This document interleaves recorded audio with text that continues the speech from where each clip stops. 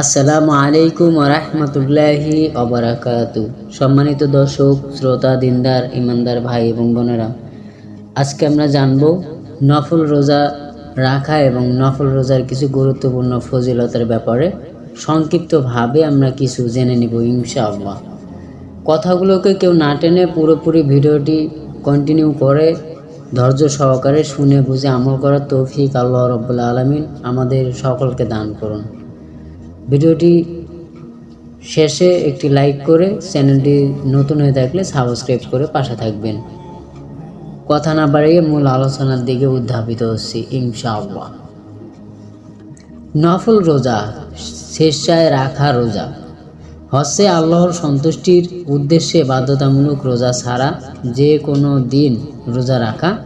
নফল রোজা পালন করে আল্লাহর নৈকট্য অর্জন করা এবং সওয়াব অর্জন করা যায়।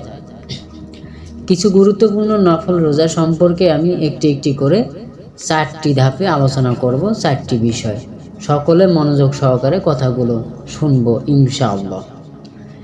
1 নাম্বার, সোমবার ও বৃহস্পতিবারের রোজা। রাসূলুল্লাহ সাল্লাল্লাহু আলাইহি ওয়াসাল্লাম প্রতি সপ্তাহে সোমবার ও বৃহস্পতিবার নফল রোজা রাখতেন। হাদিসে এসেছে, মানুষের আমল প্রতি সোমবার ও বৃহস্পতিবার আল্লাহর দরবারে পেশ করা হয়, আর আমি চাই যেন আমার আমল পেশ করা হয় আমি রোজাদার অবস্থায়। তিরমিজি শরীফ। 2 নাম্বার, আশুরার রোজা। মুহররমের 10 ও 9 তারিখে, মুহররম মাসের 10ম তারিখে আশুরার রোজা রাখা অত্যন্ত ফজিলতপূর্ণ।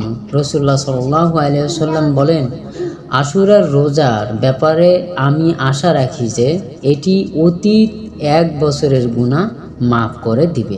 মুসলিম শরীফ। 3 নাম্বার, আরাফার দিনের রোজা। হজের সময় জিলহজ মাসের 9 তারিখ। রাসূলুল্লাহ সাল্লাল্লাহু আলাইহি ওয়াসাল্লাম বলেন, আমি আল্লাহর কাছে আশা করি এটি অতীত 1 বছর ও ভবিষ্যতের 1 বছরের গুনাহ মাফ করে দিবে। মুসলিম শরীফ। এবং 4 নাম্বারটি হলো শাওয়াল মাসের রোজা 6টি। রমজানের পরে শাওয়াল মাসের 6টি নফল রোজা রাখা সুন্নাত। রাসূলুল্লাহ সাল্লাল্লাহু আলাইহি ওয়াসাল্লাম বলেন, যে ব্যক্তি রমজানের রোজা রেখেছে তারপর শাওয়াল মাসের 6টি রোজা রাখবে, সে যেন সারা বছর রোজা রাখার সওয়াব পাবে। মুসলিম শরীফ। নফল রোজার ফজিলত। নফল রোজা আল্লাহর কাছে অত্যন্ত প্রিয়। যে কোনো নফল ইবাদতের মাধ্যমে বান্দা আল্লাহর নৈকট্য লাভ করতে পারে এবং গুনাহ থেকে মুক্তি লাভ করতে পারে। সম্মানিত দর্শক শ্রোতা, এতক্ষণ ধরে আমরা নফল রোজার ব্যাপারে কিছু সংক্ষিপ্তভাবে ফজিলতপূর্ণ আলোচনা জেনে নিলাম।